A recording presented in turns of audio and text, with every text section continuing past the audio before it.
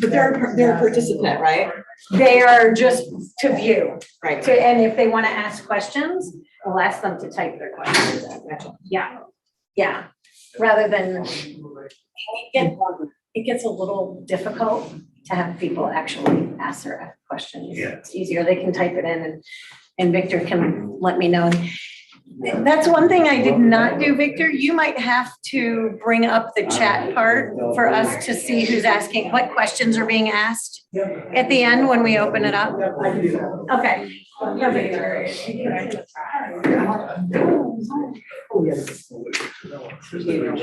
Yeah, I know, I thought I. It's a great place. It's a great place to be. Something about. Where are you gonna go, sir? Oh. You get a choice? You do. That was it. Well, I'm out over here. I had already said, I felt like I was a school teacher by I didn't get anything done today. Yeah. I was like, out of my house. Well, I should have come in earlier. I said, get out of my house. Well, I just, you feel too bad. Oh, on this side? No, we're good. Did you ever do that with Joanna at the time? We met, we chatted, but I haven't called her. But yes, she has stayed in my mind as somebody I need to get in touch with. But I just haven't. Membership in the chamber, is it annual? It is. When does it start? Whenever you want. Okay, You so it's pay not January, it's just No. 12 months. From when, the day you pay. Yeah. And what would it cost her to become a member? $300 Oh my annually plus gosh. a one time $25 service and administrative fees, because we make sure she's up and running. Well, if you, when you talk to her, tell her that you've got someone who wants this. When do we change, times? I wanna get this going. Well, then just let's sponsor her. Do you want the tax write-off? She's a nonprofit, right? Yeah. So to get the tax write-off, hi there, how are you? Good. John Liam. Oh, nice. Where do you want to be, Matthew? You can be here or there. Get your pick. Wherever you want. Here, how about I put you here and then if John is able to come? He's here. Oh, is he? Oh, I hadn't seen him. He's Because he here. told me he didn't know he'd be able to come. No, he moved up into other meetings, so. Oh, good for him. he's- How's it There going? we go. Sorry, didn't mean to be rude there. No, that's good to see you. Good to see you again, yeah. And I haven't said hello. I like the. I just said I'm not a school teacher. Wow. That's a good one. I didn't even think of that one. I did right. Very well, thanks. You John, need to get moving. you need to sit over here. No, No, he's just, You're- he's in the audience part, he needs to be up here. He was enjoying being in the audience for 30 seconds. I didn't plan on being here, but I'm here. Well, good for you. I came up with some excuses. Well, now I can mix out one of the things I wrote down. John Cups will be unavailable this evening. Yeah, I don't need to say that now. Other meetings.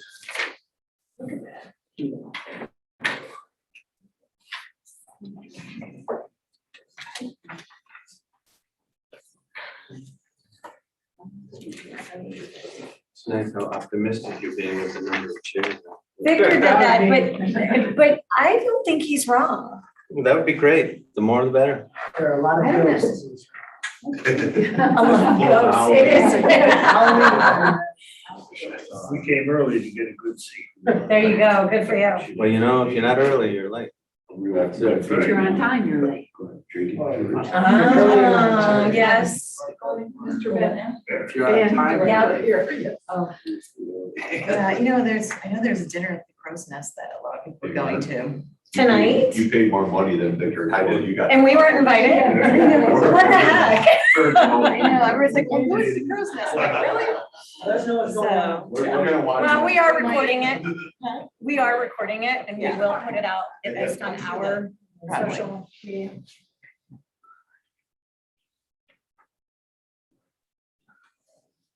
Yeah, we might have been optimistic. I hope not. It's still This is the last Thursday. 8 minutes till 7. Shame that like Yeah. the site and everywhere closed down so early this year. I know. Mhm. Crow's Nest is gonna be open. It was from more here a on lack of Friday, Saturday. employees, Yeah, right? right. Yeah. But I think they had an outbreak and then they lost a bunch.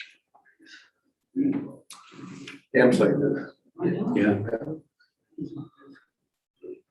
I usually like to see their pumpkins up there. Yeah, I'm a huge fan of that. But the rusty saw is okay. Has anybody gone out for the rusty saw? Yeah, it's good. It's just, it is. Casual. Very Good time. casual. Good barbecue. I mean, I think they've kept it pretty similar to what it was. They haven't really changed much, but Well, it was good. great bar. Great bar to watch a game. Food's not bad, liquor's great. So you guys are doing a big tailgate out of Moose Jaw? Is that- Yeah, we are. It's Saturday. Michigan State, wear your colors. Mine are rather navy. Shocking. But well, they have a green folder. Does that count? Well, no, not in my book, it doesn't. I think it'll be really good fun. They are super excited out there. And most of them are state fans, so they're Oh, ready to That's a roll. problem. It's funny. hopefully brought more bartending. It's one thing I don't control and I can't worry about it. I'm pretty sure it's all hands on deck. Hasn't been worth the shit all summer, hopefully. Just enjoy the atmosphere. Go up there to have dinner, you gotta wait 20 minutes for a drink. Well, so, that's what they need to do is they've got to get everybody a beverage quickly because then you don't really mind waiting for the food, right? Good job with the food. But then it's so far away. Service sucks. And it takes that long to get your food. Yeah. This is true, you're right. You've now metabolized whatever you. Okay, I've got you. And then they make more money. Static in my cottage on North Saturday, so. Okay, yeah. Last couple days, he's been up there cutting wood. 2 months ago. Always puts that. My dad got it for me. I'm Just thinking my house. God, I hope not. We have a tent up and it does have size. Yeah. That's right. That'll be fun. I think so. If it's. Yeah, I'd rather- a cover charge or something. So chamber members, it's pretty thin, and non-members, it's $10. And there's some like hors d'oeuvres that we'll have in the back and tent, and a big screen TV. Yeah. For the best guys. I hope so. I hope so. Yeah. That's the intent. Yeah.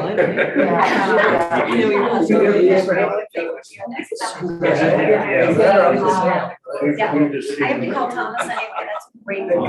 You could do odd jobs or not odd jobs. Well, Steve part of it Jobs, all was, you guys. can't stretch. Steve Jobs. But there's things you can't do. Because Thomas might have a. That was so sad. Did you see it? Yeah, I was not very. I didn't either. The last of the era. The last movie I just saw, we just went to waste there from the, we did like a 40 grand and see that. It's kind of disappointing. Yeah.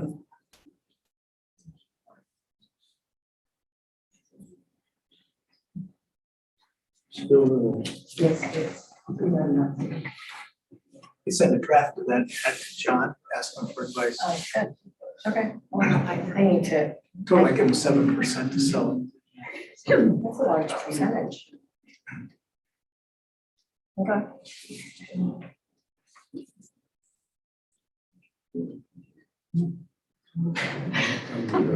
Sure, until we get.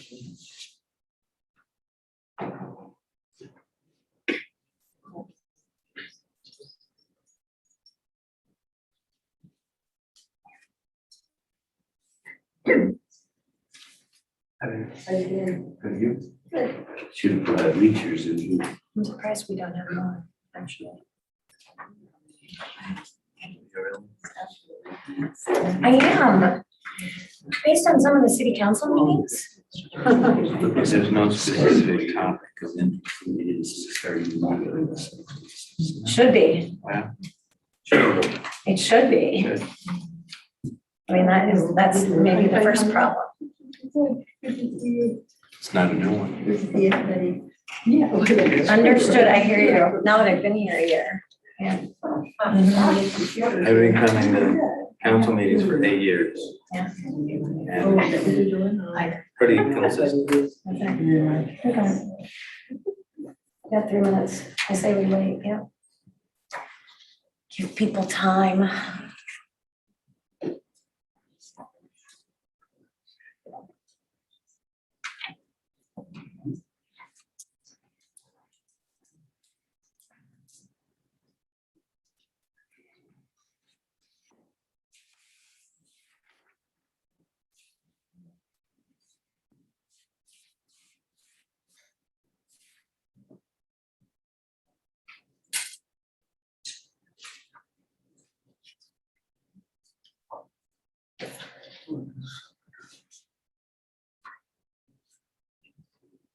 It's been nice weather. Out there, you know, it's kind of nice out. Leaves and everything up there. Look closer. They're still Two so more green, they're minutes. so green. Yeah. They're not dropping. Time to start, everybody. Or so they're not dropping. It's just- 6. I just said it's like. Okay, so in 2 minutes. I thought it was dropping to 40s. But after that, it's supposed to go down to I'm sitting up with Mark. Got some work to do. Yeah, next week. We gotta get you by the bomb site. yesterday. Yeah. Sure it is. 'Cause we Yeah. We're taking credit for it. But even with the bomb cycle, they didn't seem unhappy. No, they loved the rain. Everybody said sorry. Just wrote Frank and asked him what the score is gonna be. He assumes we're gonna win.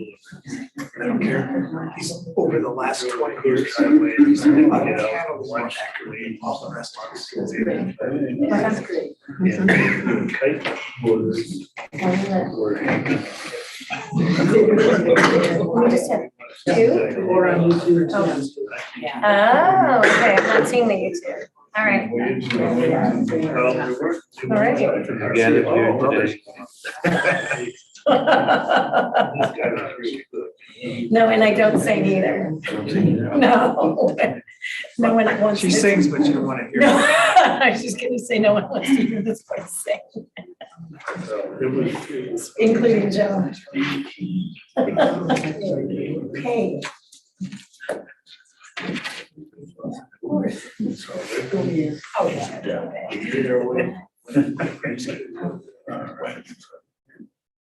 yeah. It's pretty good over there. Yeah,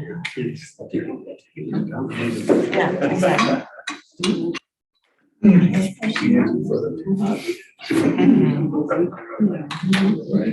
Cool. That's right. Bring them in. How was your flying experience? Like an accredited Americano.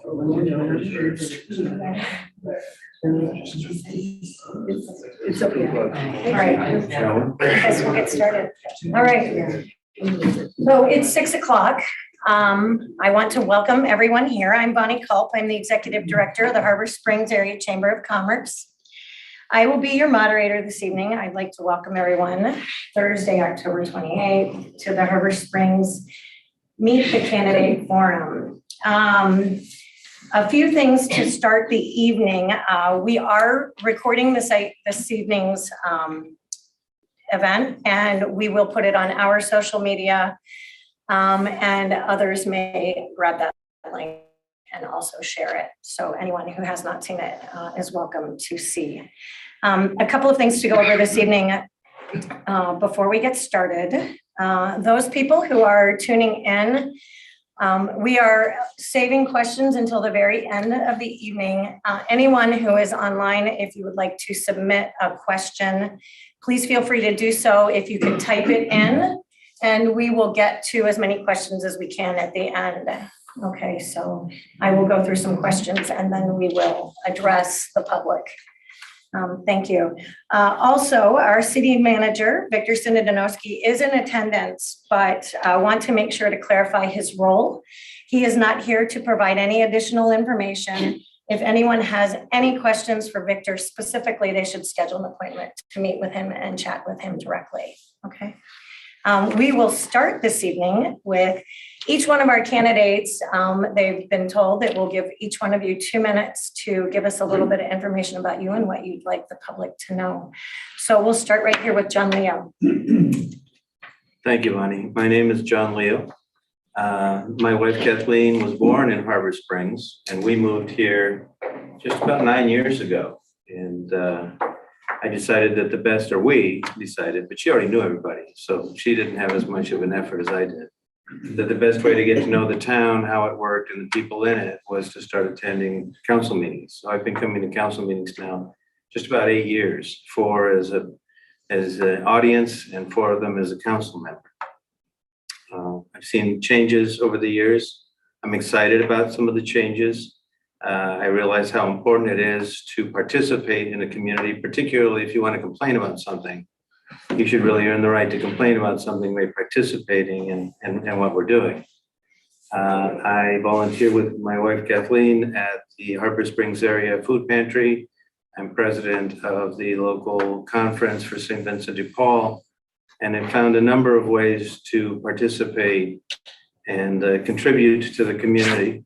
I'm excited about the future. I realize there's some challenges that lie ahead. The town, like many towns in the United States, are changing.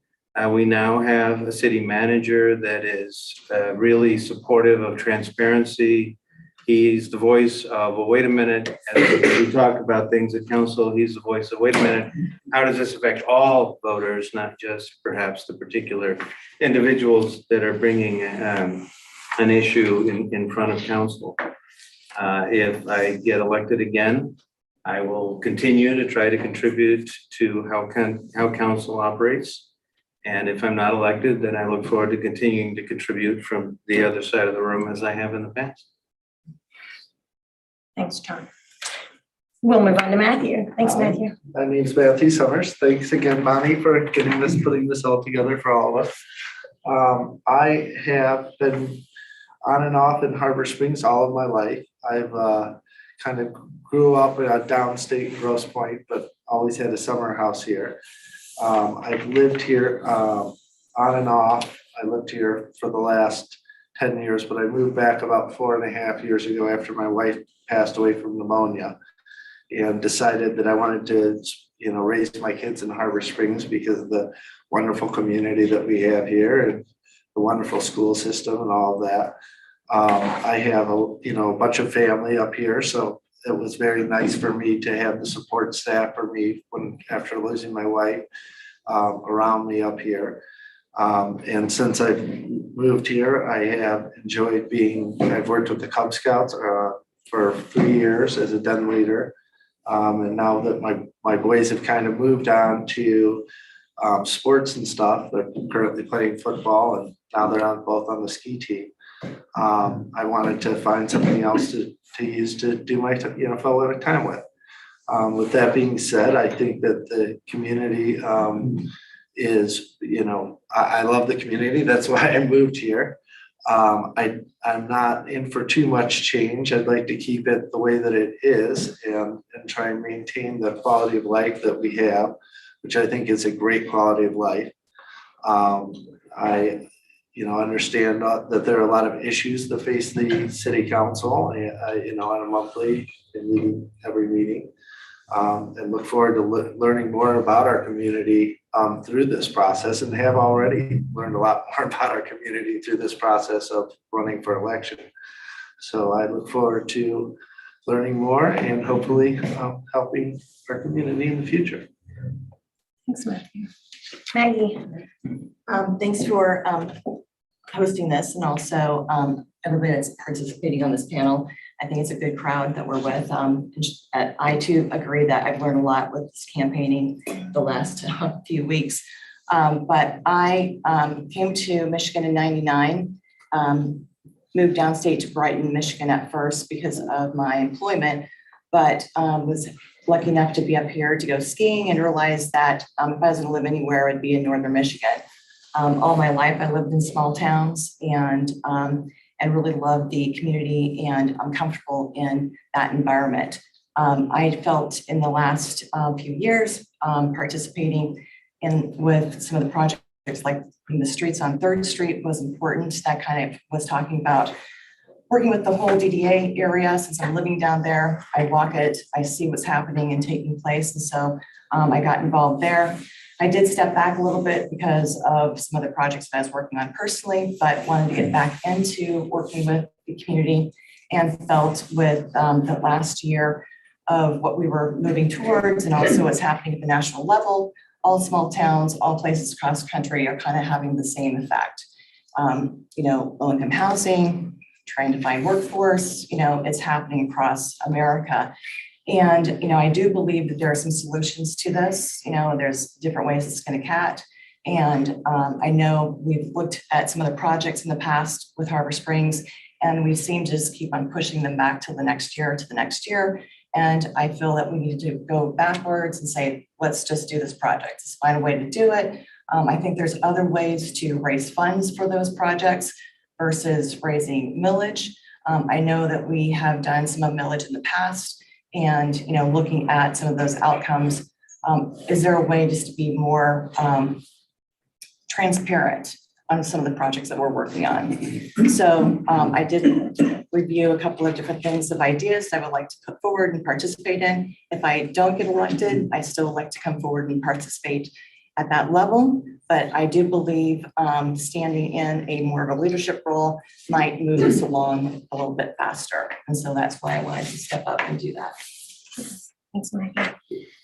And Fred. My name is Fred Simons, and thank you everybody for being here. Thank you, Bonnie, for putting this forum together.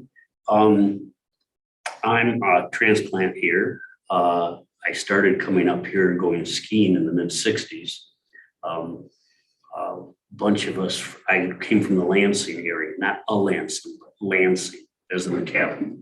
And about 10 of us guys would come up, and friends of ours, one of the guys had a house in Roaring Brook. And so we used to come up, and the only room insulated and heated in that house was the kitchen and the dining room. So you'd find 10 sleeping bags on the floor at the end of the day, and the next morning we get up, we'd be back skiing again.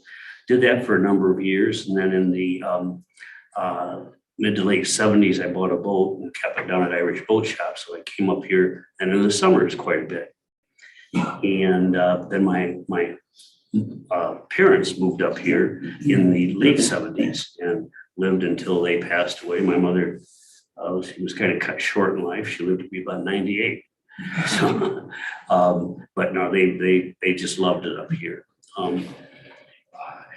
I had the unfortunate experience of my job working out of Lansing. I worked up here in the northern Lower Peninsula and the eastern Upper Peninsula. And one day my boss said, you go up there on a Monday, you come back on a Thursday or a Friday morning, then you turn right around, you go back up, you go camping, sailing, skiing, whatever. He said, if you ever think you'd like to move up there, let me know, because he said, I can make it happen. But he said, I think my predecessor will probably not agree with it. And I said, well, I'll have to think about it. Okay. So that was the decision. And so a little over 2 decades ago, I moved up here and moved into I actually bought a house and moved it from next to the high school onto Maple Street, and then found another house to buy and renovate, and moved out of that house. And so I've been there ever since. Raised a family here, had lots of contact with the community through the church, the public schools, other things. I've really learned how nice it is here compared to other places. And we have great services, DPW, police, fire, and those that are not so seen, the employees here in this building. Can we wrap up? Okay, I'm sorry, I didn't realize. Thank you. Yeah, if we Okay. if we could try to keep our answers to, our introductions and answers to 2 minutes, that'd be great. Thank you. Just one last thing, and that is I've served on the zoning board of appeals here for the city for the last, I think it's been about 6 or 8 years, 8 years. And I've learned a lot about codes, ordinances, what people want, what people like, what they can have by law and things like that. So it's put me in with the community for those kind of things. Thank you, thank you. And John? Okay, I'll make mine short and sweet. Thank you, Bonnie, for putting this all together. John Cups Jr., as most of the community knows me by. Born and raised, family's born and raised, several generations here, current board member. And find myself in this position. I've sat on the HBA board for about 10, 12 years, helped rebuild that, snowmobile club, a member of many clubs, organizations around the area. Believe in what the city is doing currently. We've got a lot of challenges ahead with certain projects, housing, different things going on, but the group of people that we have currently in the organization here believes in this community, has no hidden agendas. So I wasn't going to run again for some other reasons, but given what's been going on, decided to be here, want to be involved, and whether I'm sitting behind this table or sitting out in the crowd, I'll be involved. Been a member of the Harbor Springs Fire Department for 31 years, fire chief for the past 5. So I'll be here tomorrow and I'll be here 10, 20 years from now. So. Thank you. So we had asked people to submit questions to us in advance, and I have to admit, no one submitted any questions in advance. Which brings me to my first question. Because this is something I have been coming to city council meetings for the past year since I've been on the chamber board or chamber. And how would, and Maggie, we'll start with you. How would you, or what should be done to get more involvement out of residents with regard to city issues and decision-making here in Harbor Springs? What can we do?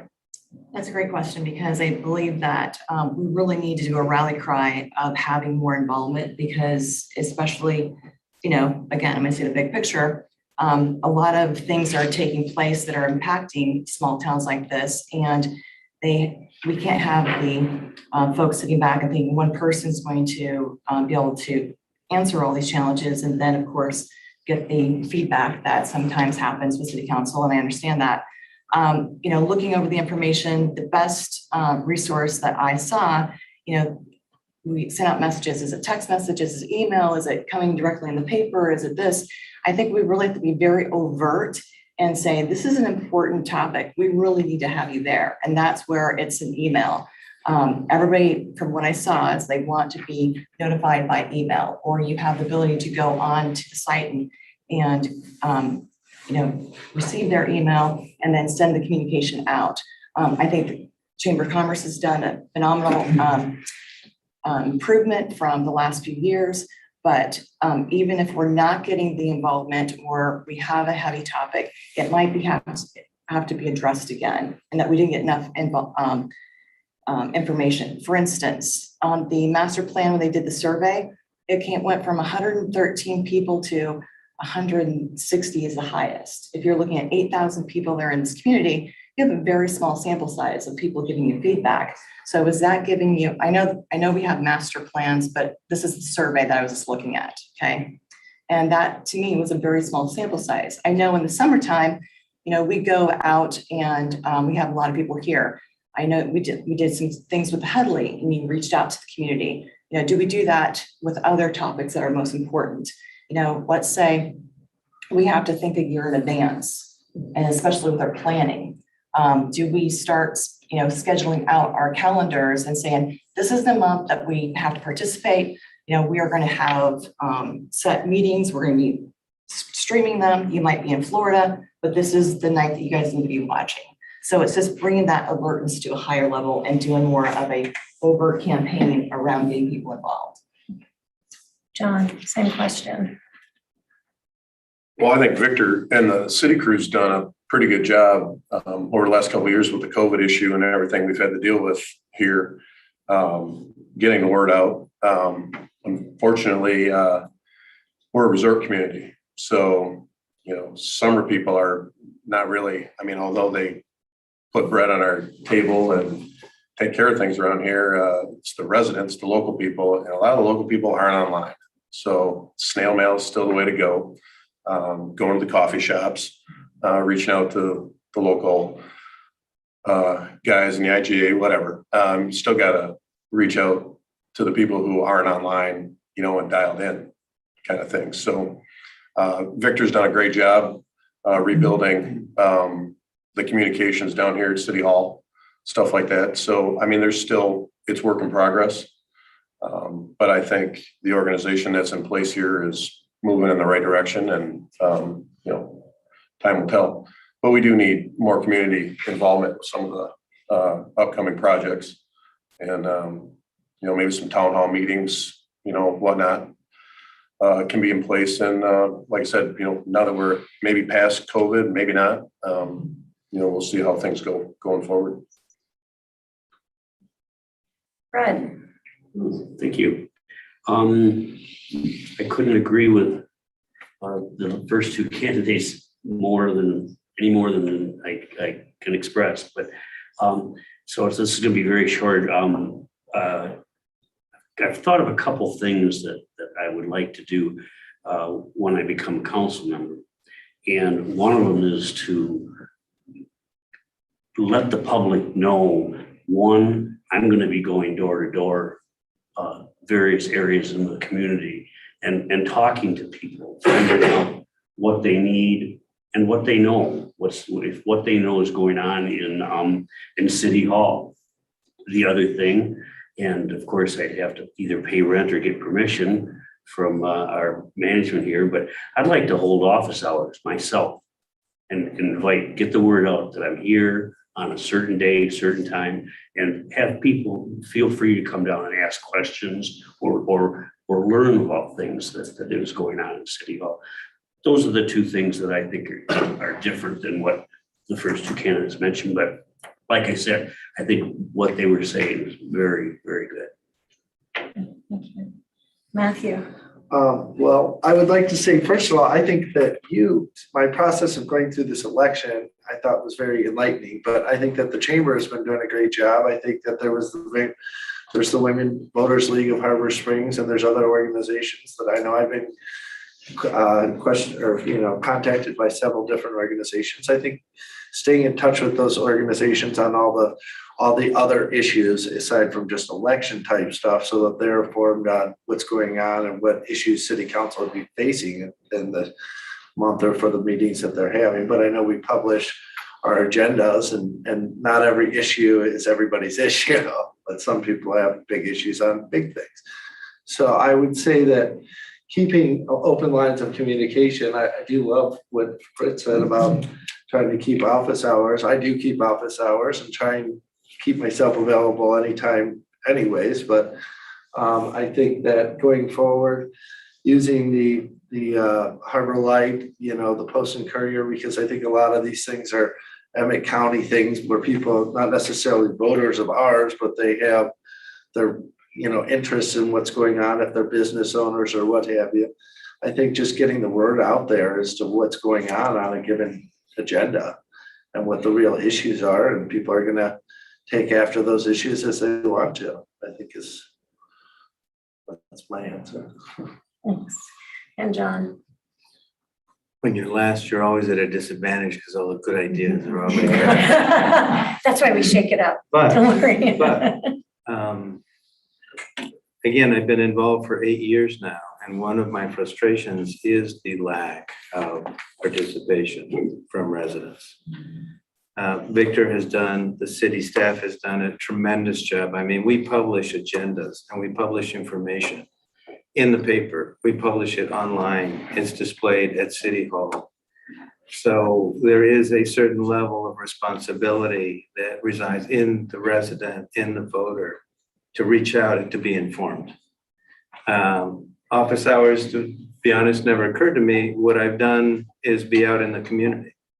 The way to reach out to the community is to participate in the community, whether it's the food pantry or whether it's, coffee hour, or whether it's just walking the streets, talking to the businesses downtown. you can get a feel for what people are thinking. You can certainly get an earful of what people don't like. People love to tell you what they disagreed with, whether it's a decision that you made. They don't usually come up and say, hey, well done, I really like the decision you made. It's really, you bastard, why did you vote that way? Because that, I don't agree with that. But you encourage people, and I've done this thousands of times, please come to a meeting. You know, I can convey your thoughts, I can convey your feelings, but you need to step up. You need to come to a meeting. In fact, why don't you run for board or run for council? It doesn't have to be a new, you know, vocation. It just do one term and they, oh, I couldn't do that. I'll just talk to you. And I'm not the only one that does that. John is out in the community on a continuous basis. Matt has I mean, we all get bombarded with information. So I'm not sure the disconnect is as big as it might feel because of participation in meetings. But if you have a hot topic, the room fills up. If there's a particular topic at the Harbor Commission or at the Planning Commission, people show up. There's no easy solution to this one. I don't know how to do it. Email might be a way to improve, but what we already have is pretty robust. Thank you. So my next question, and we will start with Matthew. What is your vision for the public space here in Harbor Springs in the future? Well, I think our public space is so important to our city because it brings all the people that are using it for the summer, and it's where our children get to hang out and enjoy it themselves. So I think that our public beach down there, I think is beautiful. I think that's one of our key spots down there where we can, you know, our public beach. I think it would be nice, frankly, if we had some sort of food down there, which I know we did in past and we do have permits for, but I'd like to see something like that. I think that you've done a great job on getting the games on the waterfront, which has brought down a lot more people down to the waterfront. I think that the festivals and the stuff that we hold down on the waterfront bring a lot of people down to the waterfront, which is also good. I think that Kiwanis is a beautiful park too, and I think we have Emmett County offers a lot of bike trails and stuff like that. So I think that's really one of our biggest assets.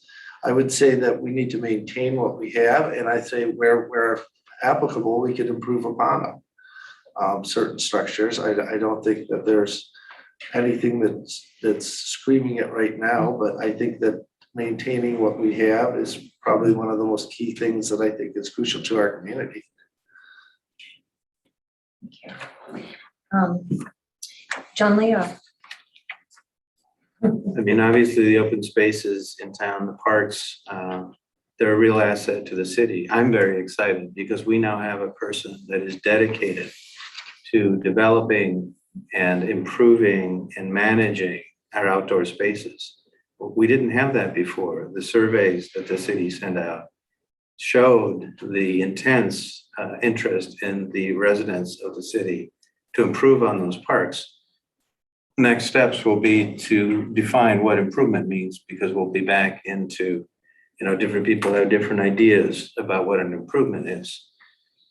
You know, recognition where it's deserved, what the Marina Park Committee has done in one short season is astounding. The park looks better. It has attracted more people. We now have some shade, and it's just really a hint of what can be done going forward. And I think it has attracted attention and involvement from other residents within the city. So that I think that grassroots effort is what's really going to help us do that.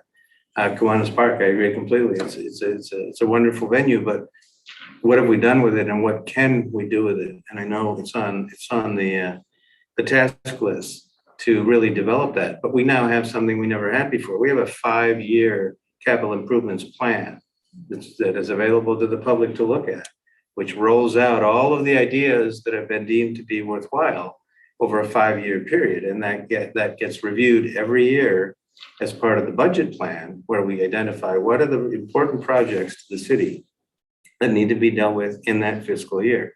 So back to my previous comment, there's lots of information available. We run a transparent government. Everything is out there. If you're interested, it's available. Come ask questions. the entire staff here, I've never had someone say I'm too busy. You know, they sit down, they make time, they answer your questions, they explain what we're doing. So I encourage everybody to do that more. Maggie. So, again, looking at the information that I received, and looking at the input from the people, the number one thing that was important to them is the marina. So we all know that the waterfront is the most valuable asset that we have. And, you know, I think there are some concerns about maybe doing too much with the trees that we're doing. I think we kind of have to step back and really focus on what is the number one goal and do that. And again, that goes into the master plan, going on to the marina, finishing that project.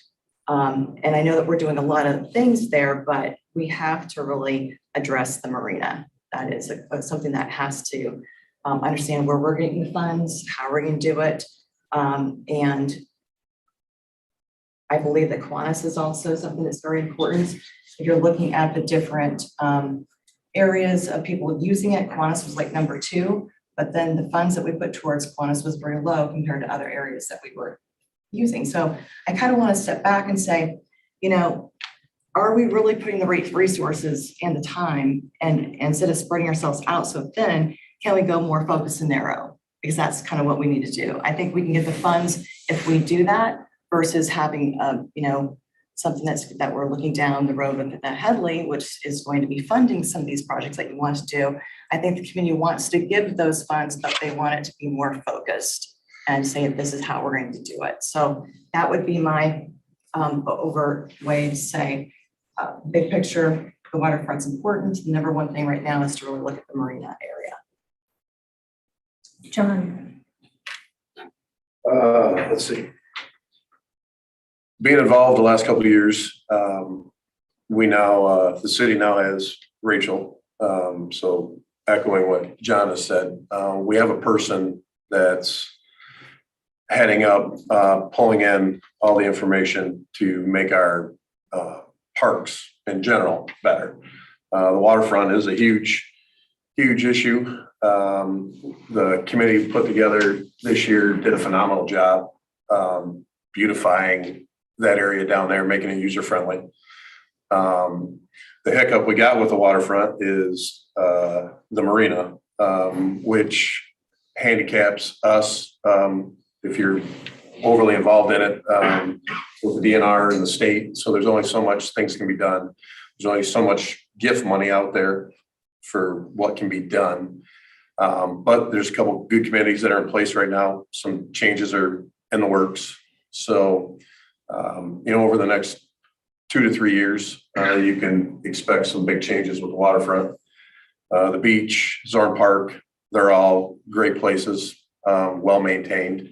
4 parks online for, you know, some small beautification things. Skate park is online. So when you come into town, you know, we got the beautiful football stadium, the park. Skate park's getting some revitalization and whatnot up there. Baseball fields, you know, school's done a beautiful job updating everything there.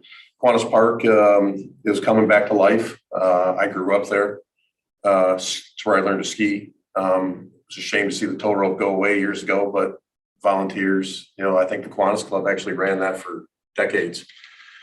So there's great things coming. Again, you know, gift money is only goes so far. So, you know, the other, where we're going to get that money, you know, will come up, I'm sure, in later conversations, but that's all I got for that.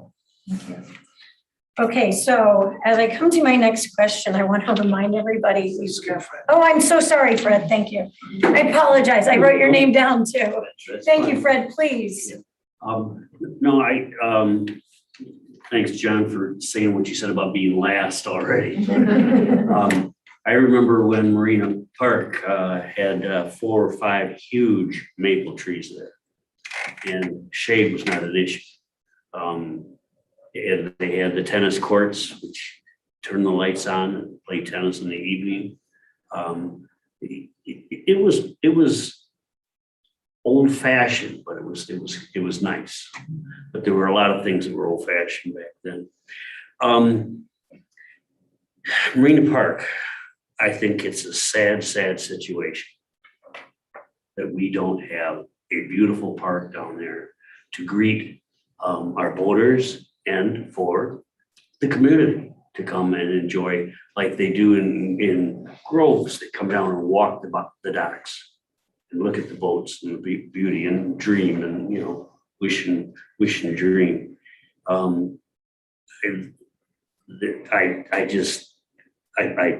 kind of avoid the area actually, because to me, there's nothing to it. Ford Park has an eyesore in it that needs to be taken care of.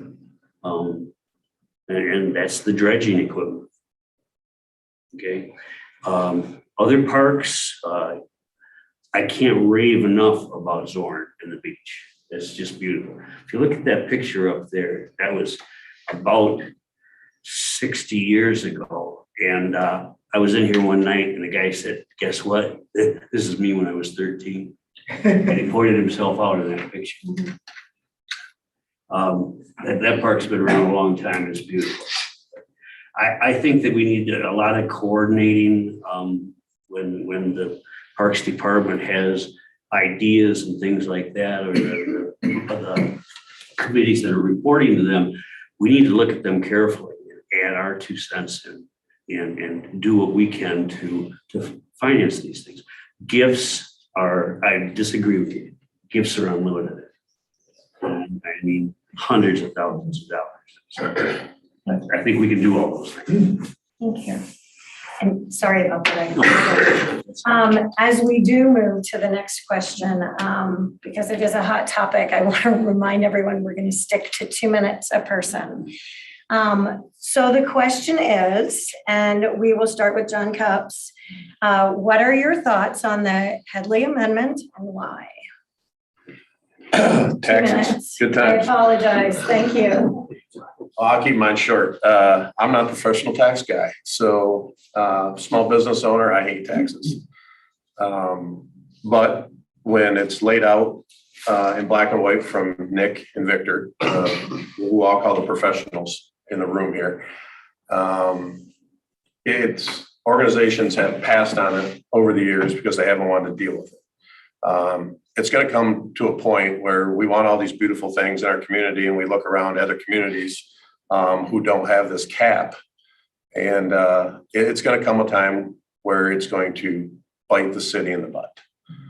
Ultimately, I don't want to raise taxes. I'm not a fan of them at all.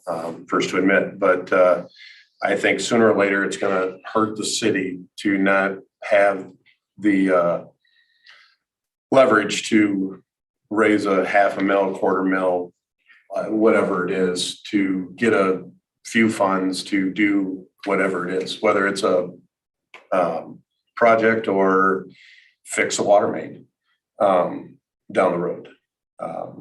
You know, it's not looking to raise taxes right now. It's a future thing that if we have another 2008 where the economy drops out of the hat, then, you know, we're going to be put in a position here. But again, I'm not a professional when it comes to taxes, and I leave that up to the people who are. So. Thank you. So Fred, to you. Okay. I'm against the Headley override. I am extremely fiscally conservative. Got to start right out with that. I look very carefully at taxes and I avoid them where possible, but I accept them when they are very good, but they have to be clear, transparent, and they have to be well defined what they're for. The Headley Amendment starts out raising taxes, has the ability to raise them every year after that for 20 years without taxpayer approval. Okay. And so what is described in future years, the council is going to have some very good, tight parameters put on those things. I firmly believe in this lead for it. I firmly believe that there are other sources out there that we can do a number of the projects that we need to do. We just need to do that. We just need to go after them actively. And maybe the council needs to be more active in that, the funding area. Thank you. Thanks, Fred. Maggie, to you. I too am against the Headley. I believe it's something that was given to us in 1978. That's a protection that will never get it back. If you do change this, this is something that's over 20 years. I might not be here for 20 years, and the council that's up here is not going to be here for 20 years. And if you look at some of the continuous improvement plans, they're planned, it's, you know, is it overhead? Is it for this project? Is it for that project? Again, I'm not against giving money and raising taxes if you know exactly what this is going to be for and for how long, and have more structure around it. I do believe there's other ways to raise money, and we have not really tapped into it as we have should in the past. And I understand that we are going to go through some hard times, but because we're going to go through hard times, we all are going to be going through hard times. We're all going to have to do a budget. And so too will the city have to do that as well. I don't know if it's so dire straits that we won't be able to fix a water main, but I do believe that, you know, in Harbor Springs, if you talk to any financial organization that wants to loan you money, you know, Harbor Springs is one of those properties that keep on going up. So even though we hit 2008, it didn't drop so much, but it did drop, yes, but we had to manage through this, and everybody did.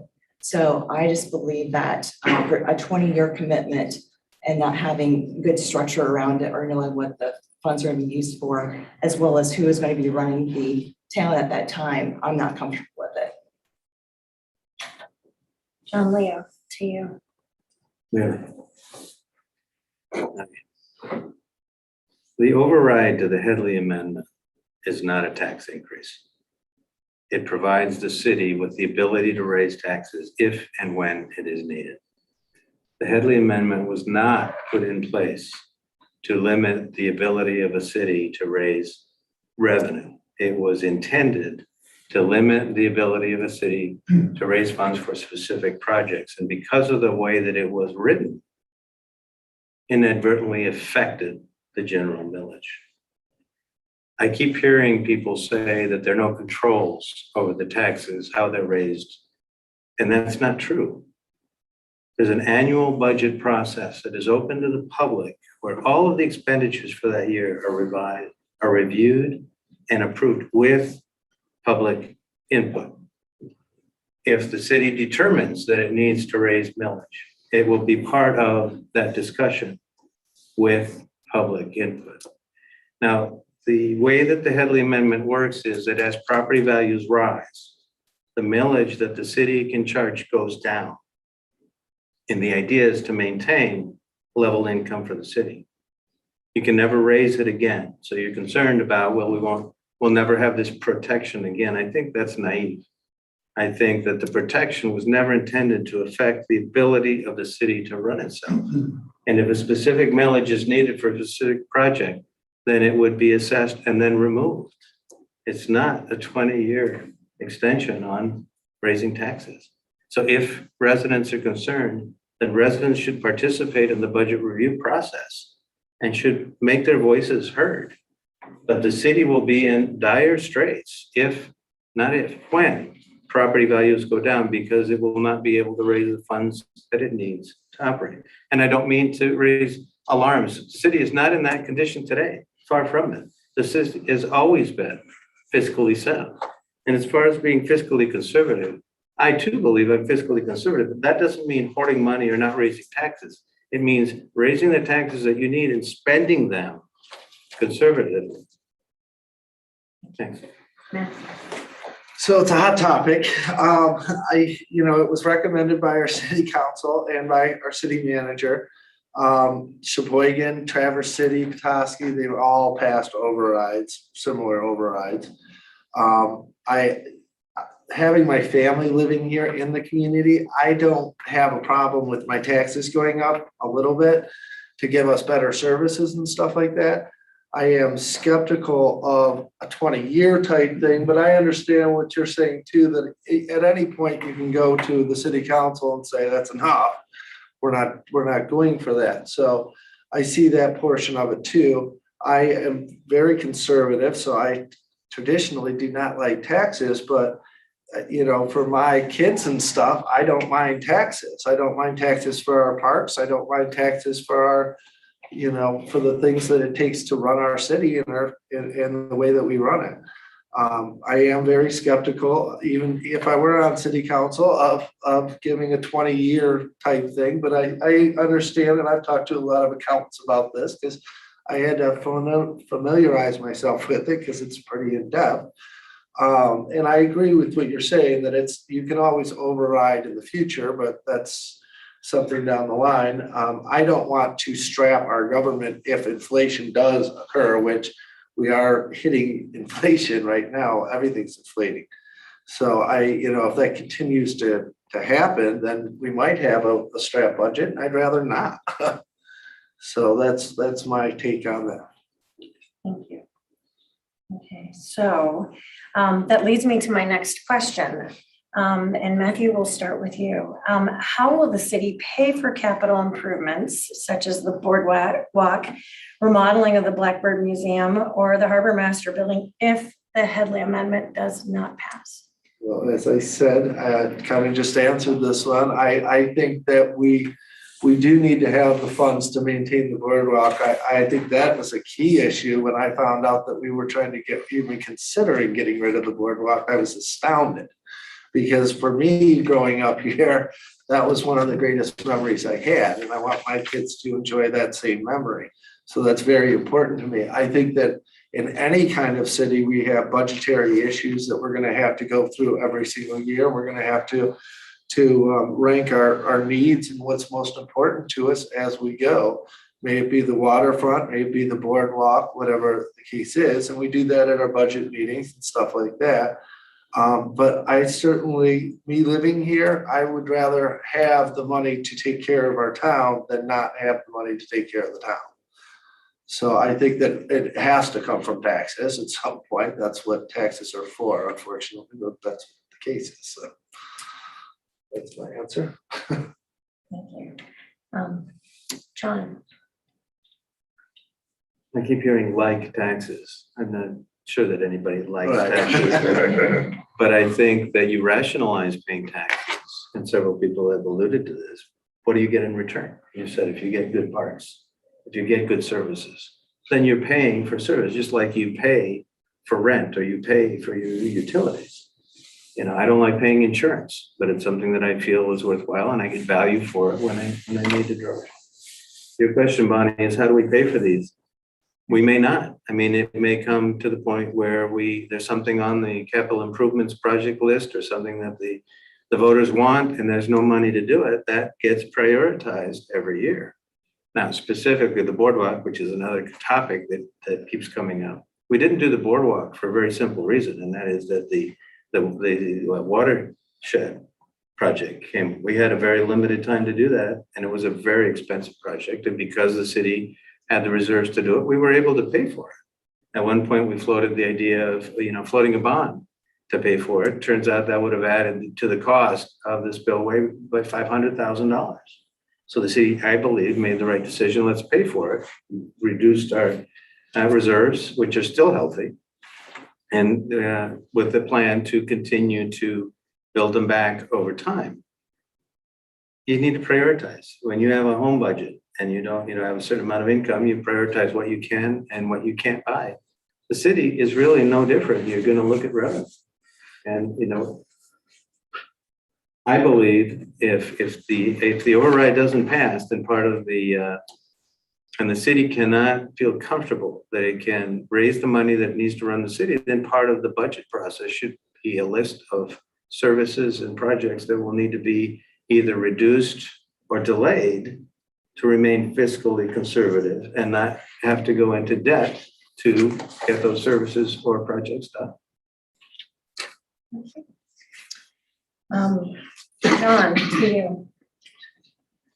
Well, the Headley doesn't pass. As every year, we go through the capital improvements plan, we highlight projects. We, as a group committee, the last couple I've been involved with, we prioritize what's what.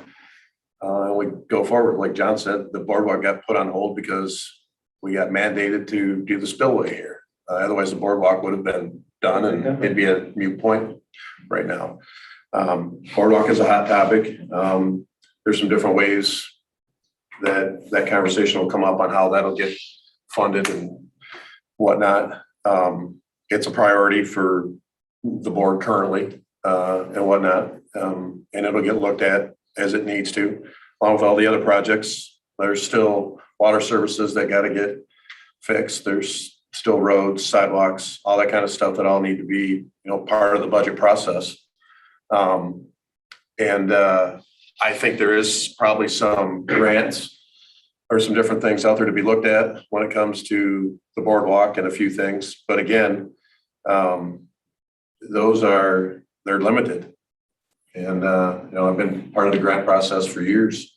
That a lot of the grant projects are becoming, they're either limited or they're held up with stipulations. So, gift money,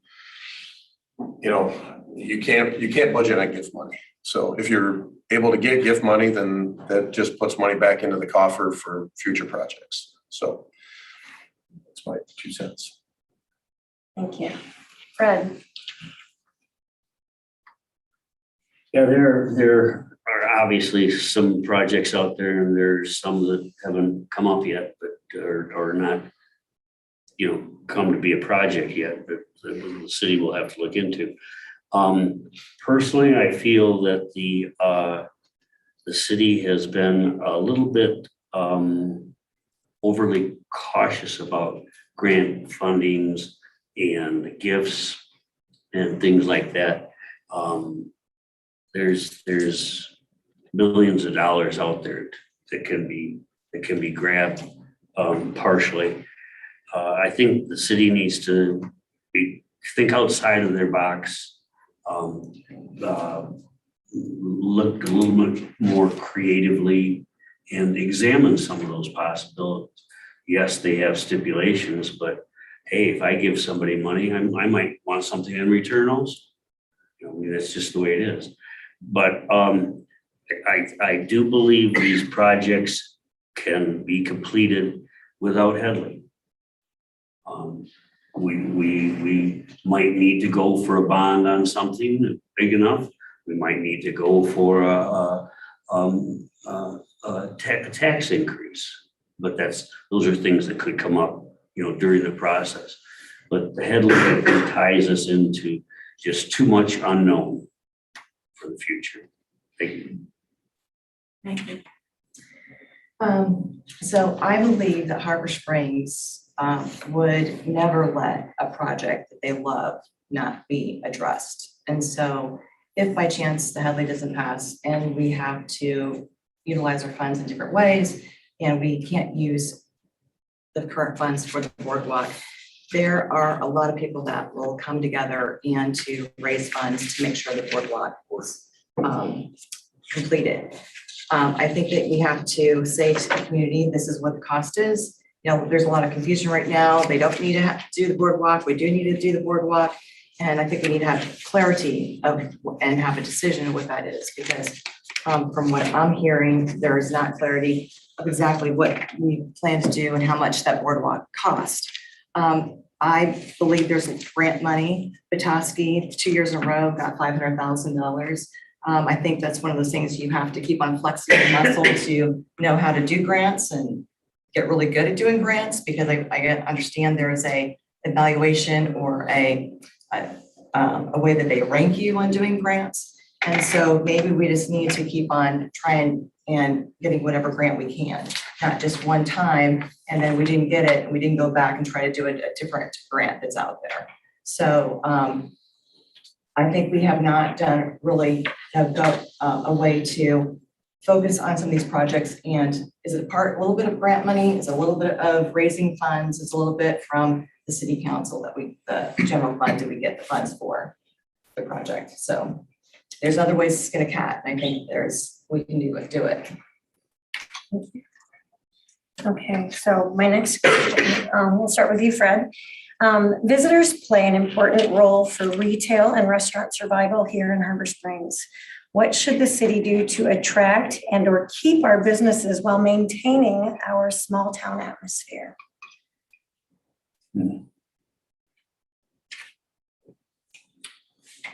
Well, the quaintness, the small town atmosphere, again, you're getting into an area of I have an opinion on. And I think our downtown area right now is also in need of help and improvements.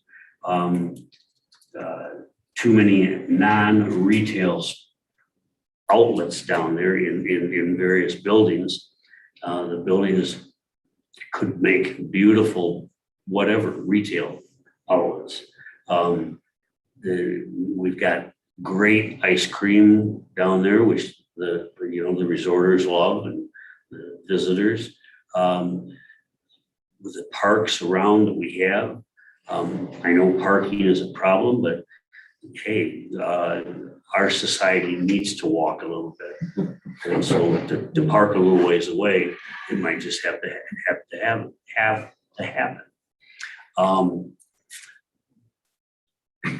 I think the chamber does a good job of attracting people. Your newsletters now are fabulous in pointing things out. We have a number of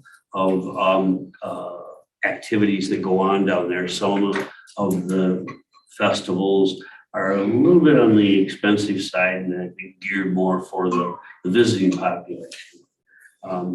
But I think if we worked on looking at downtown, and it's fine the way it is, but there just aren't enough I don't want to say fancy, unique stores that we probably could get. Thank you. Maggie. So I too believe that Harbor Springs should focus more on the walking accessibility, because I see people walk in front of my place all the time. And, the parking downtown seems to be a lot of people that are in real estate. I'm not against for real estate because my family's in real estate, but there's other places that we could be parking. So it opens up a little bit for the business owners, for the consumer to visit. I believe with the small businesses that are there currently, there's a little bit of some frustration because we've been trying to work on a couple of different projects and we started, we get discouraged because maybe that project was too expensive and we just give up and we put a Band-Aid on it. And so the retailers are like, I don't know, I just kind of give up. And so, are we pulling people in, or are they seeing that there's a little bit of frustration from other business owners, because other business owners pull in other businesses, right? And so I do, again, believe that we have to start a project, and maybe we don't do the all carte blanche of that one project, but we try to complete it. And would be the tree grates. I've been listening to that one for 5 years. The other one is the lighting downtown. So I know that is a struggle with the DDA, but from what I understand with Act 57 or 51, again, there are, that should be fundraising all the time, and the different businesses can be involved in that fundraising because it only helps them with what is going to be happening in that downtown area. So I think there's 2 levels of what we need to do for the downtown area. And, grants are also part of that too. But for the downtown area, I think that we are looking at some infrastructure that needs to be addressed. Sorry, I didn't say which one. She's looking at you. I was looking at you, so Leo, sorry. I like the downtown and I'm more of a market driven person. The market is going to dictate, the owners are going to dictate what kind of businesses you have downtown. And if they are successful, then they will flourish. And if they don't hit the market right, then they'll go away and something else will come back in. I mean, this is one of those topics where a lot of people have a lot of ideas about what could and should be downtown. And that discussion could extend to other parts of the city, which is, I would like to see more mixed use throughout the city. And I think that would actually benefit the downtown because it would attract more people to the town. Tree grades, other projects, the parking lot. I don't think those were failures. I think they were very aggressive projects that were investigated. The scope perhaps exceeded what we originally intended to do. They're not necessarily dead. When you go through a project like that and you fail the first time around, you learn a lot. And I think we'll come back around again. I think the DDA, the chamber, everyone is contributing to a learning process downtown. Over the last 8 years, I've seen a lot more activity at the chamber level and the DDA level. There's a lot more involvement from the businesses downtown. I'm bullish on the downtown. The tree board is now involved, and I had to learn, city boy that I am, that trees, they're a fungible asset. They don't last forever. And in fact, most of the trees downtown have exceeded their life expectancy when they're in a 6x6 hole full of dirt that ages. I think we're making good progress. What can we do to help? The chamber is doing it. The DDA is doing it. I think council is doing it. Keep up the discussions. I can't identify. It's hard when we're talking about generalities about projects and what we could do.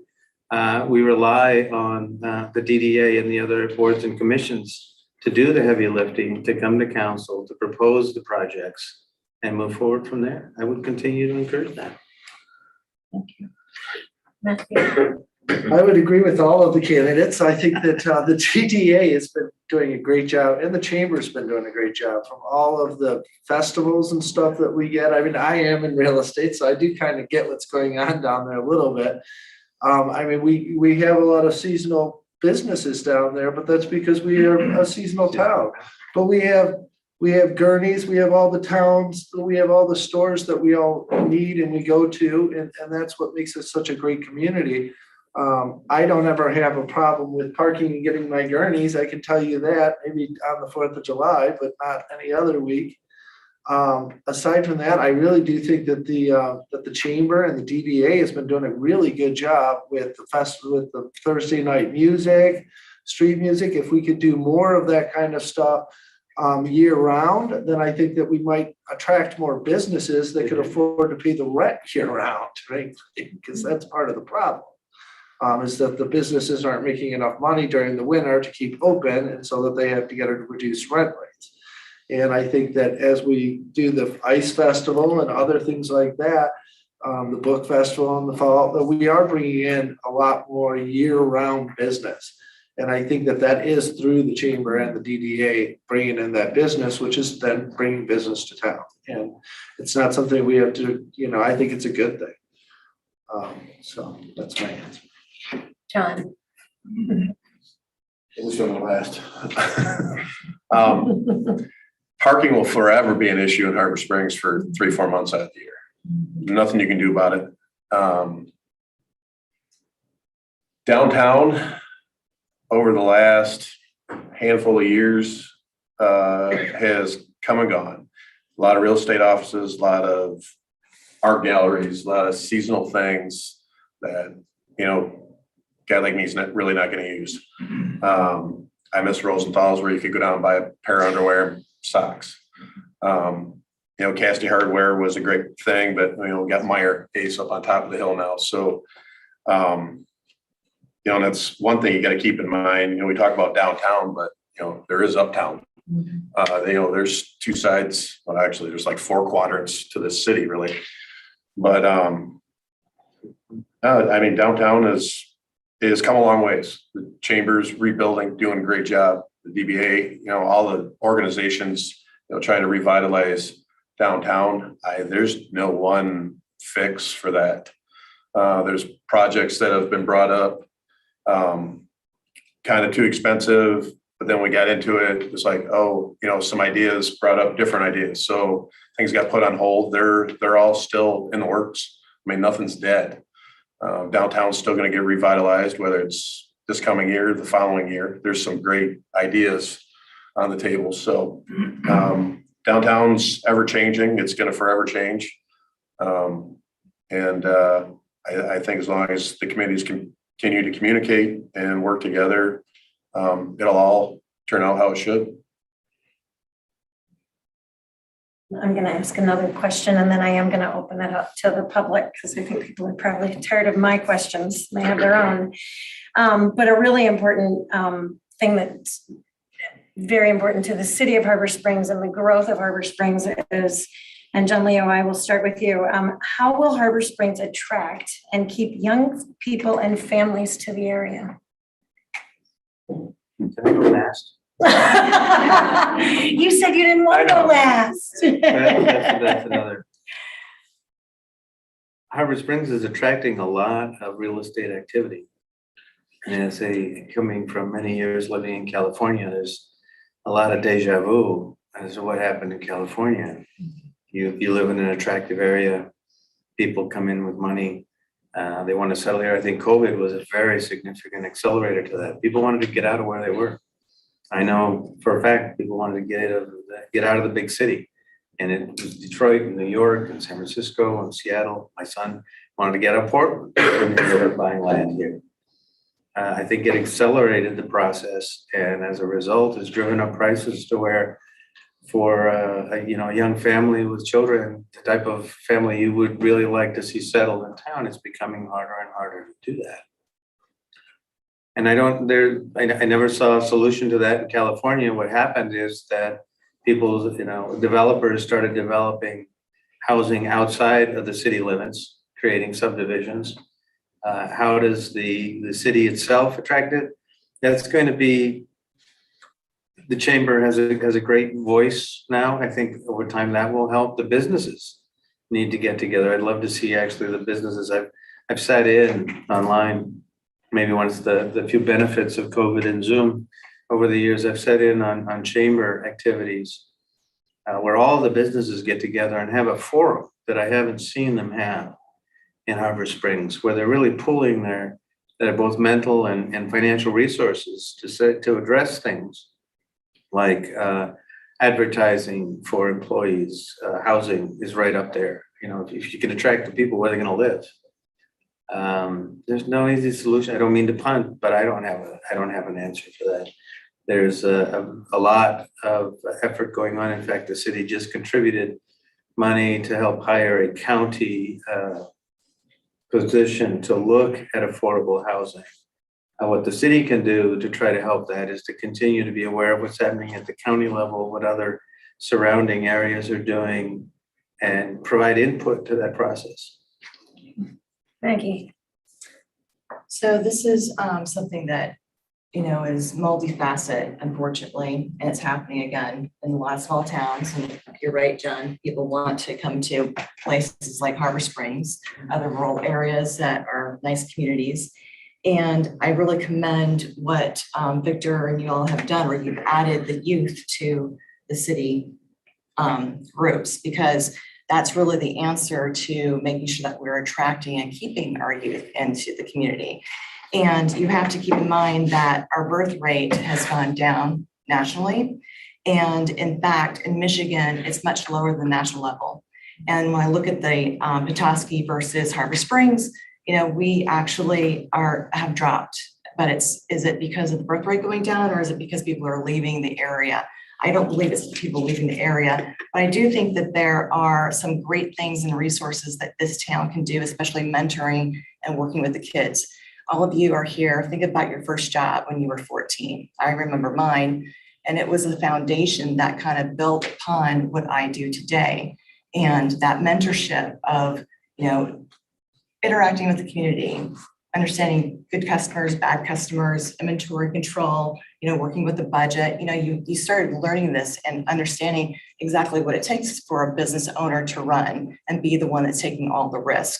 I mean, we have some great individuals here, Josh Baker, partnering up with the different schools. I know that we have talked about this, but I really do think that going forward for this next summer, we need to start working right now, because trying to get help, everybody's having the same problem, And I go back to 2008, because I had a boat. If I needed my boat cleaned at that time, I would call a couple of high school kids and they'd come and clean my boat. I can get them to do, clean my car, drive in the evening.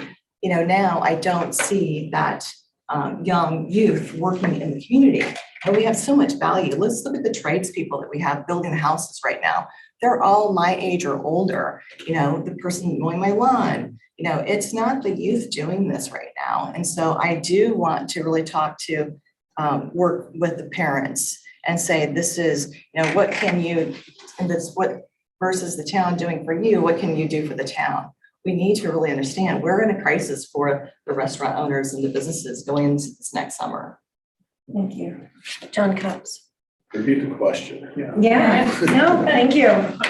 How will Harbor Springs attract and keep young people and families to the area? Yeah, I'm gonna be that guy. That ship sailed.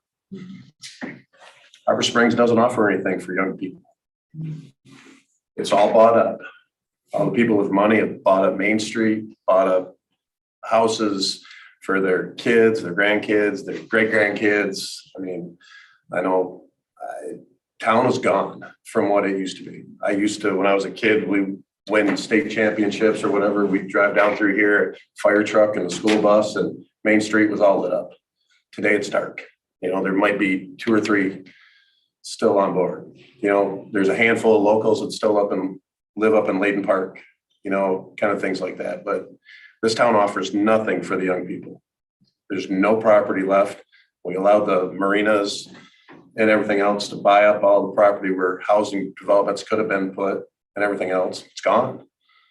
So there's nothing here for the young people. That's going to be up to the surrounding townships to develop and bring in the younger generation for income housing and things like that. So. Fred. Fred, I apologize. Sorry. For once, so people couldn't hear me. Like I sit at home and hear the fire trucks go through town thinking, oh, there's a fire. No, this was a playoff game. So I run downtown to see the kids and everything else. I had that situation happen to my family. My daughter went away to college. She wanted to come back here and work, live here.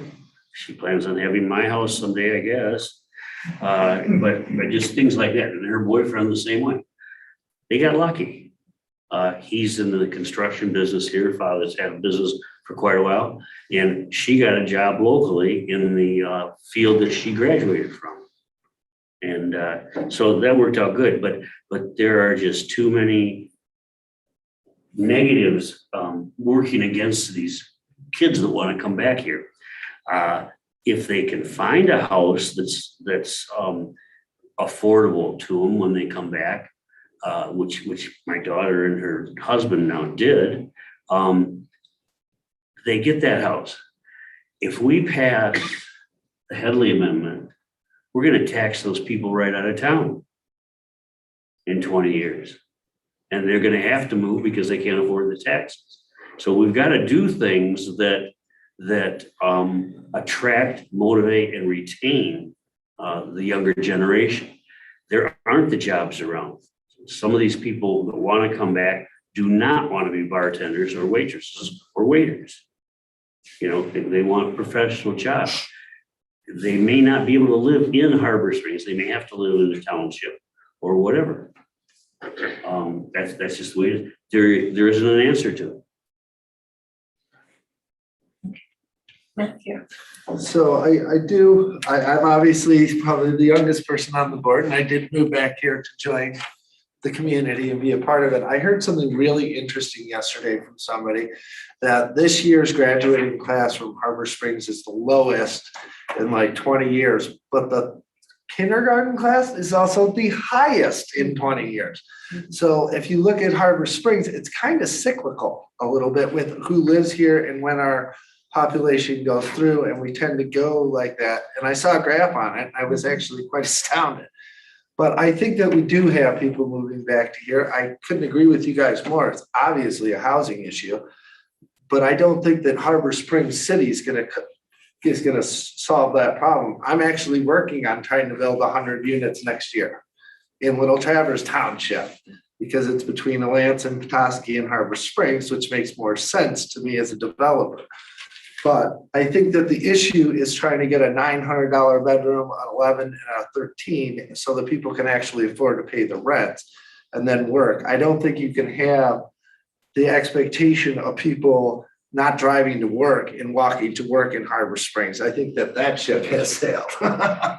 But I think that we can still build housing. I think that the main problem is and it's a national problem, it's our material costs and our labor costs for new construction. In real estate right now, there's hardly anything for sale under $300,000, which is what somebody in a starting market would need. And we have, I think, zero right now. County would probably kill me for saying that, but it's probably the truth.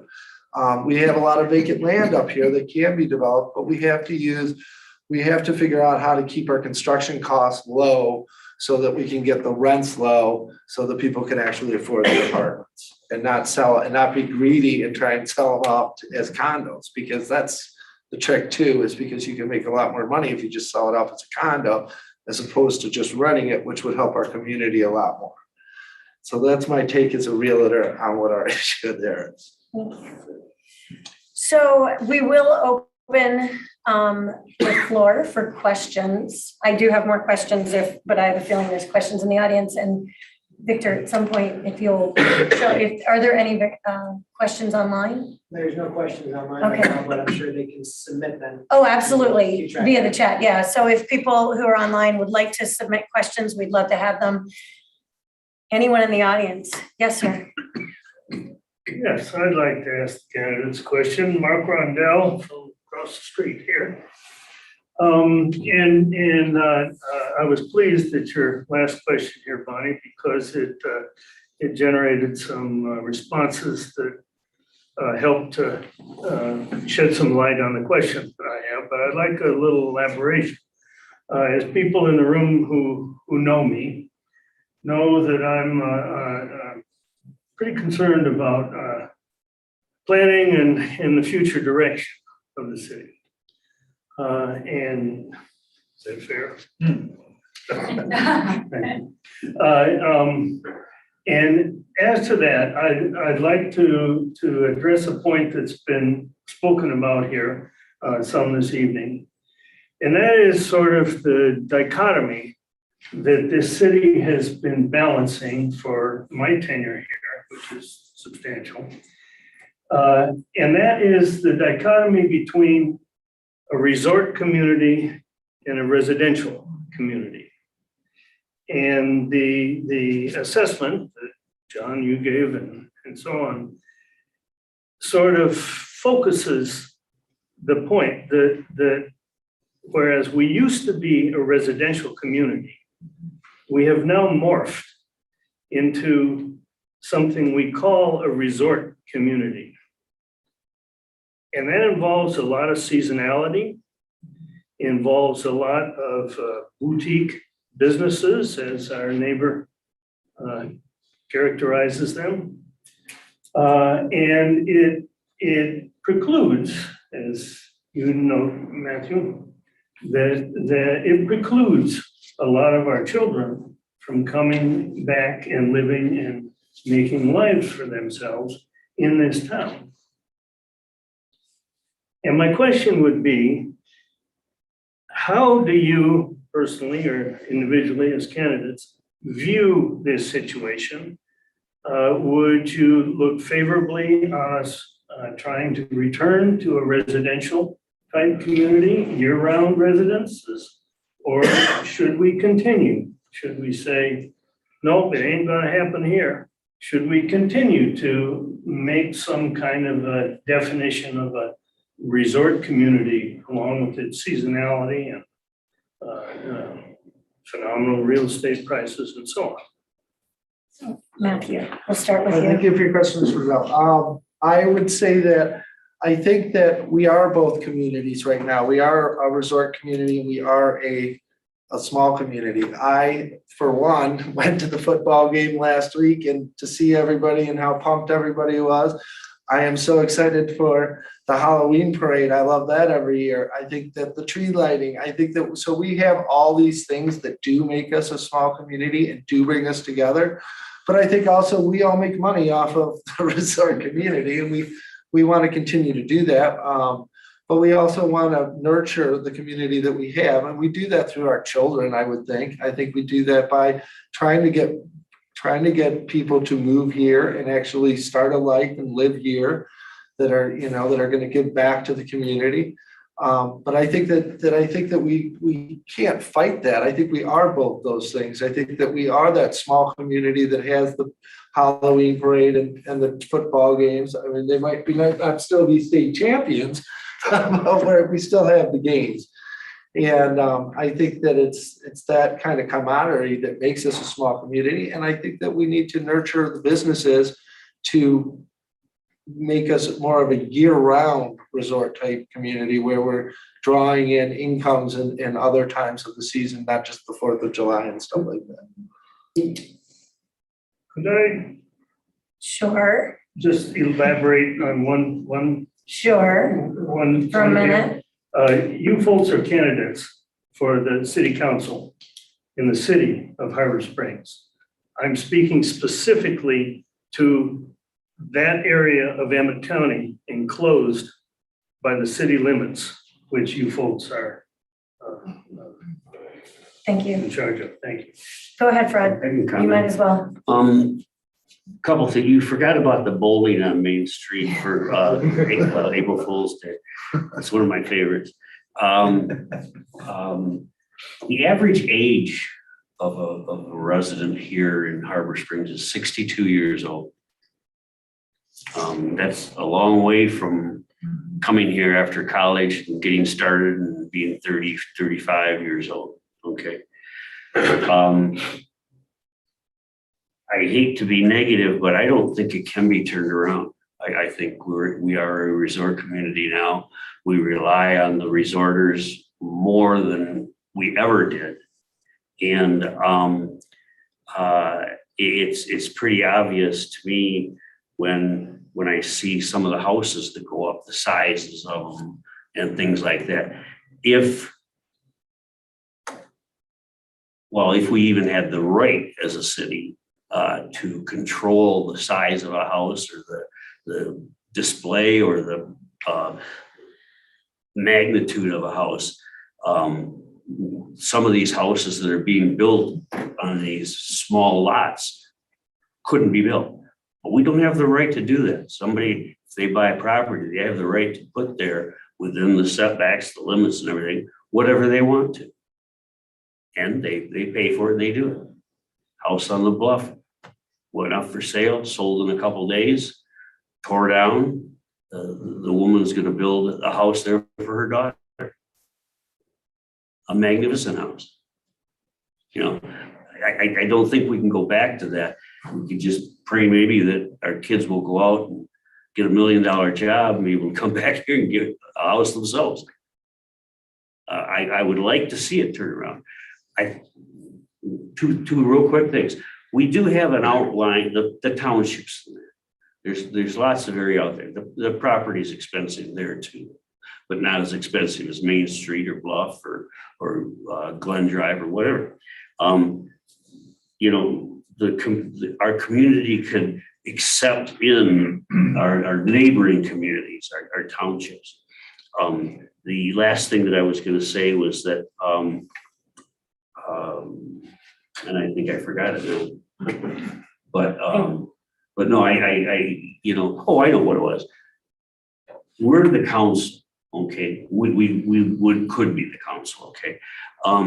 It's prudent for us to work towards gearing things for our community, okay? Backing those special events that we have, backing the tree lighting. I'm gonna say something that probably is gonna come back to bite me, but we need to have the church bells and the siren down there at noon. Those are things that go back to the community. When I had a boat at Irish Boat Shop, you know, I heard the siren. If I wanted something from a worker there, I better run quick because that siren meant they're going to lunch. You know, and a lot of people rely on it. So, but I think we can just do what we can to make it our community, but we got to accept the fact that it's going to grow within us anyways. Thank you, Fred. Yeah, so Maggie, to you. So I'm gonna go back to our youth and, you know, we as taxpayers give a lot to the youth to make sure that they're getting the best education, they're getting the best start as they possibly can. I do believe there is a multi-generational resource here that our children should be exposed to. There's so much talent and, you know, and for them to want to come back because we all go back to our memories, right? And what the memories are made. And if we look at Harbor Springs, there is just a lot to offer to them. And so not only for them to go to the brick and mortar building, but for them to get really involved and understanding what this community is all about. I would like to see more of it. And my experience being from a small town, Crested Butte, same thing has happened to there. The only thing that brings the kids back is the school, but they are really trying to focus and you know, of course they live down in the valley and they come back into the town, but they're really trying to make sure that they understand how the history of the town. And I think we cannot give that up, how this town started or, you know, the traditional, the charm, you know, the historical value of this. Because if we don't keep that, then we are going to go another direction that we just need to make sure that we're putting a cap on. And we can do that. And that is by keeping the essence of what Harbor Springs is. John Combs.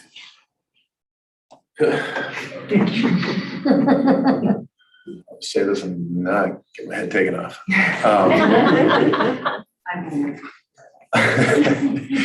Unfortunately, somewhere in the 90s, Harbor lost that edge. We're a resort community, like it or not now. You know, obviously I've got long history, memories of old downtown, and I'd love to see this place go back to the 70s and 80s in a heartbeat. But, you know, downtown area is what it is. Uptown still has a little bit of, you know, old residential type thing. And like it was said, the best thing we can do is try to maintain what it is we got and do the best we can with it. But our classification is resort town, whether you like it or not, you know, between the ski resorts, you know, what we have downtown with our shops and seasonal things and whatnot. I even see it with the fire department, you know, with our call volume to the places we're going. Now, after COVID, you know, that volume's jumped, you know, because all of a sudden people are here, you know, before where they had left, you know, this time of year, there's more people here. You know, they're not going back to Texas, California, Florida, wherever. They're sticking around a lot longer. So the surrounding area has also changed. You know, it's not just within our city limits, but we've kind of lost our city charter. You know, and that happened years ago, and I don't think there's any going back now. John Leo. I would love to live in the Harbor Springs that I've heard stories about from Kathy when she grew up here. I'd love to live in the Harbor Springs that Johnny grew up in, that you moved into. It's not gonna happen. The best that we can do is, again, I'm gonna beat the drum again, participation. Planning Commission is going through a review of the master plan. That's supposedly the guiding light for the city. We're going to have this coming year, we're going to have public meetings. There are already people who've made a great effort to solicit and get public input.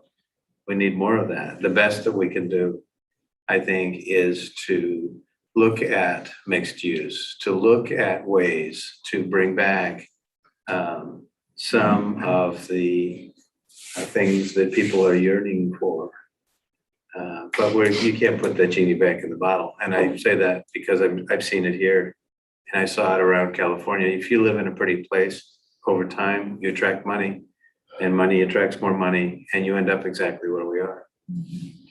You can slow it down, you can mitigate it, and every discussion that we have at council or the board or commission, the idea and the commitment to maintain what we have is certainly there.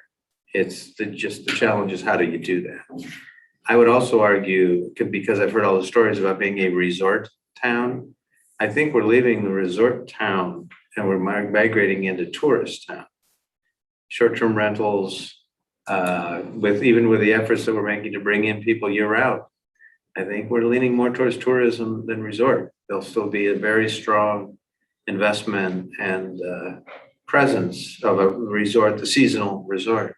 But I think we're headed to more tourism, which is a whole nother layer of challenges, which will continue to change the look and feel of the town. Other questions? Sorry. That's not the answer you wanted. No. Victor, anything online? Any other questions from the audience? Yeah. Question, Dan Mulder, I live on Summit Street. How does everybody feel about zoning changes that might allow smaller lots, for example? There's a lot of, I think, parcels in town, and there's some that are still vacant and some that are ripe for redevelopment, maybe with smaller lots. I think we're still faced with the high price of building, but I think that's like somebody said, that's where we just need to get creative. Maggie. I guess I would have to see where that is. Harbor Springs is only so big. And so I understand the mixed use and, trying to do smaller houses on, splitting the lots. But, how much building do you put into Harbor Springs? Do you try to, that goes back to the master plan. I think we have to ask the community, what do they want to see? And that will be the guiding light, what the master plan is. So I guess I would have to see what that project is first and where it is and really kind of assess it. So off the top of my head, I don't know if I would say yay, because if I go back to Santa Barbara, they're on top of each other, it's crazy. And we thought 3rd Street was bad trying to drive down the road. It gets really bad over there. So I would just want to assess where it is. And I guess I'd go back to the master plan of what the overall community would want. John Copes. Well, just to be that guy, I want to make everybody laugh. I'd love to see some tiny houses in Harbor.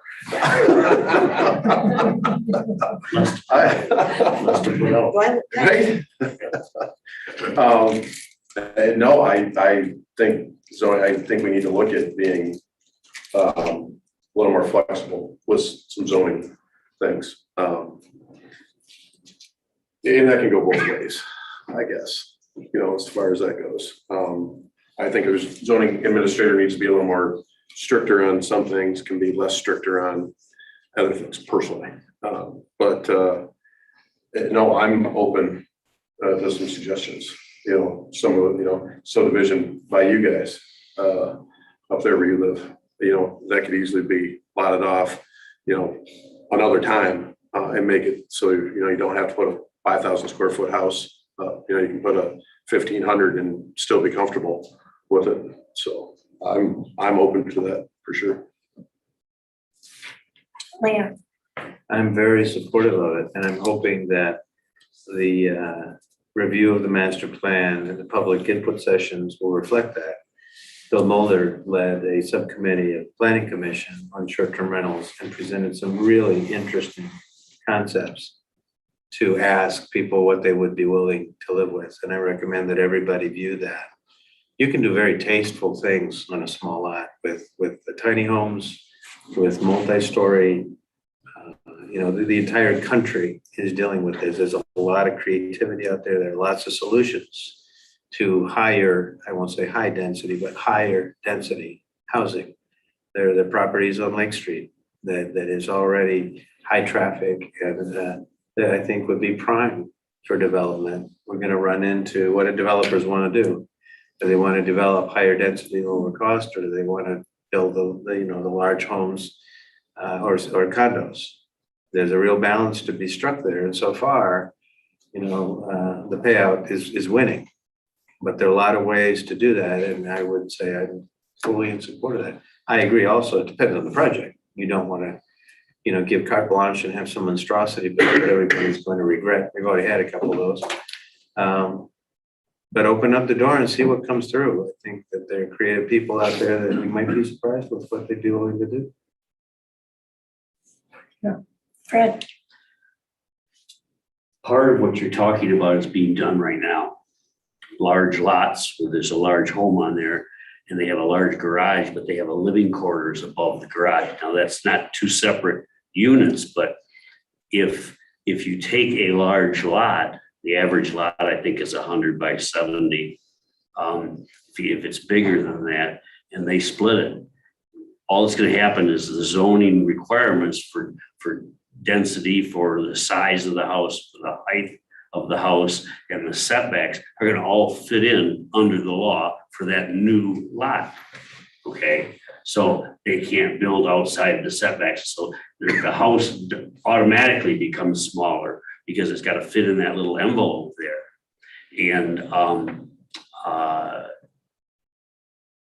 the density, I mean, the setbacks came into effect because of the state fire marshal didn't want houses right next to each other because they would burn each other down. If there was a big fire. I like a small house up at how do you pronounce it? Layton Park. There's some property up there that's size of this room that's for sale. And there's a couple of real small little houses that are nicely decorated and that. They look nice. I don't think we have the property to do that. So anyways. So I guess as a real estate developer, I always think that the highest and best use is the best thing to do.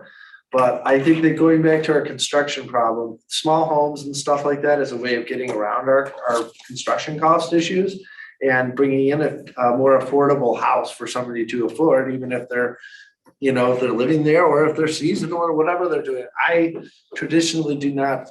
I mean, this is more of a zoning board issue, whereas the city council would deal with this as a master plan issue.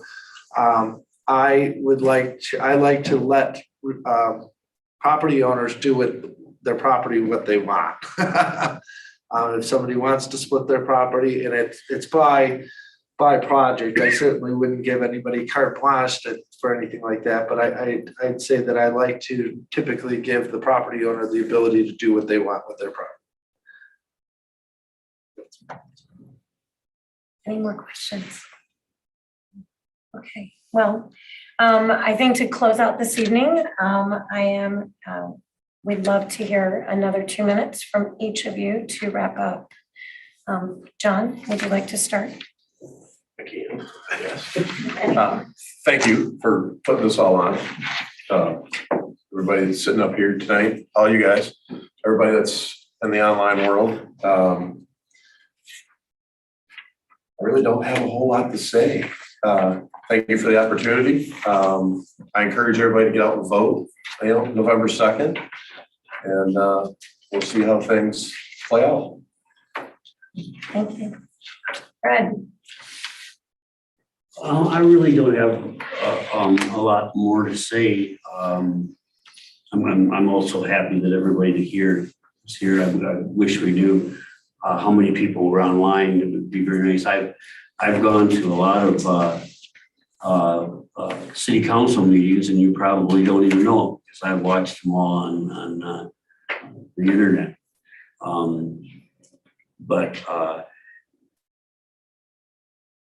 This was a very nice forum. Gave us all a chance to understand each other better and our thoughts. We may not agree with everything that someone else says, but I think there's value. I can walk away from here and take something from it, you know, that maybe I changed my mind, maybe it was new, whatever. But no, this was very nice.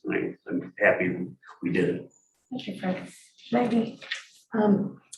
Thank you for putting this on, and I'm really excited about this. I think that it kind of, it sparked a little bit of activity in Harbor Springs, and so November 2nd will be interesting. I hope that I'm participating in council along with Fred, of course, but it's one of those things that I believe that there are some topics, and it's a pivotal year and in the coming years for what Harbor Springs is going to be doing. And if I don't get onto council, I definitely will be participating more so in the master plan, because I think that's really important for the community to get involved.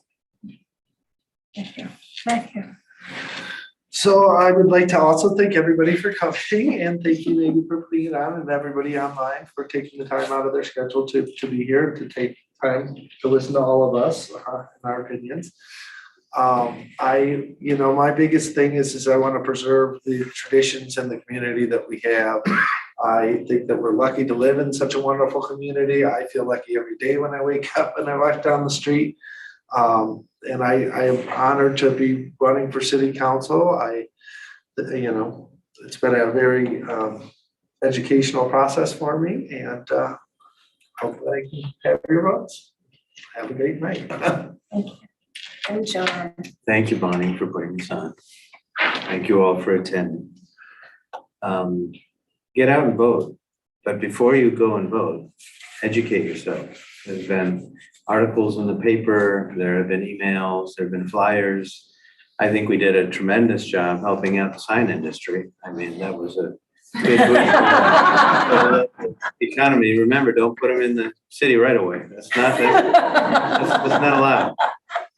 Yeah, but educate yourself, because don't believe everything you hear unless you validate it, because opinion doesn't count.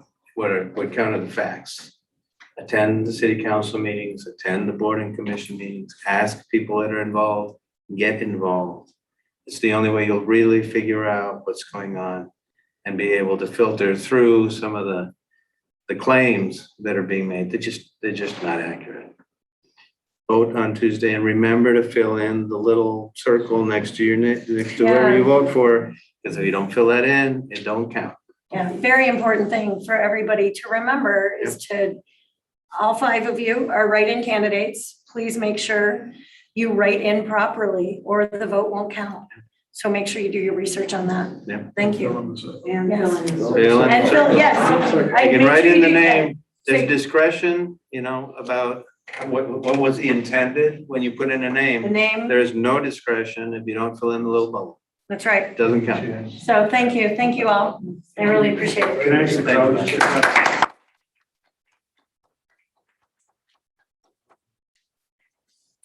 How many of you know what the goat trails are? I'll take that as Boardwalk a follows some of the goat trails. There were trails around here where the farmers would take their animals, and they go way back beyond Kiwanis Park too. And they're still, you can still see them in the shade drain, there's